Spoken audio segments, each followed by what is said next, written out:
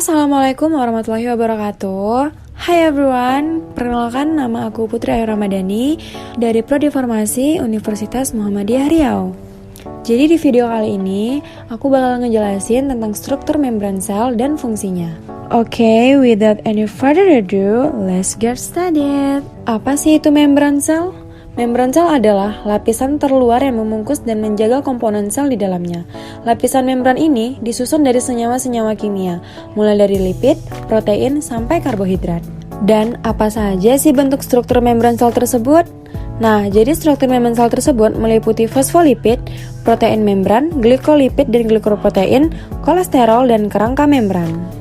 Yang pertama ada fosfolipid, yaitu golongan senyawa lipid yang merupakan bagian dari membran sel makhluk hidup, di mana memiliki 4 komponen, yaitu ada asam lemak, gugus fosfat, alkohol yang mengandung nitrogen, dan suatu kerangka. Molekul penyusun membran sel akan berkombinasi sedemikian rupa sehingga membentuk lapisan fosfolipid lengkap ataupun ganda, di mana memiliki 2 bagian yang bersifat saling bertolak belakang, yaitu daerah kepala yang bersifat hidrofilik dan daerah ekor yang bersifat hidrofobik.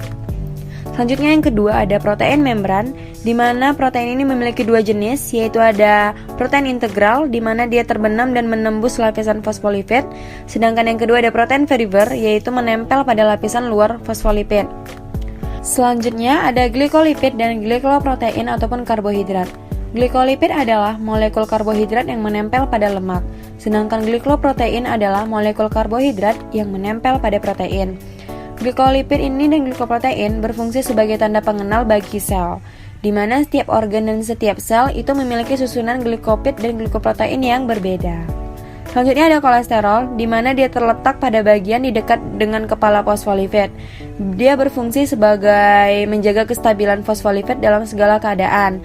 Misalnya pada keadaan panas, ia akan menghambat pergerakannya agar fosfolipid ini tidak menjadi terlalu cair. Selanjutnya yang terakhir ada kerangka membran ataupun sitoskeleton. Sebenarnya kerangka membran ini bukan bagian langsung dari membran sel, tapi keduanya berikatan pada bagian dasar protein integral, di mana dia memiliki 3 sitoskeleton utama, yaitu ada mikrotubulus, mikrofilamen, dan filamen intermediate, yang mana berguna untuk mempertahankan bentuk dan posisi organel sel. Untuk fungsi membran sel tersebut, itu sebagai reseptor dari rangsangan luar dan sebagai tempat untuk melakukan pertukaran zat transfer molekul, serta dapat digunakan sebagai tempat berlangsungnya tempat berbagai reaksi kimia. Oke, mungkin sekian penjelasan singkat dari aku. Semoga bermanfaat buat teman-teman semua, dan jangan lupa di like, comment, and subscribe. And see you guys. Assalamualaikum warahmatullahi wabarakatuh.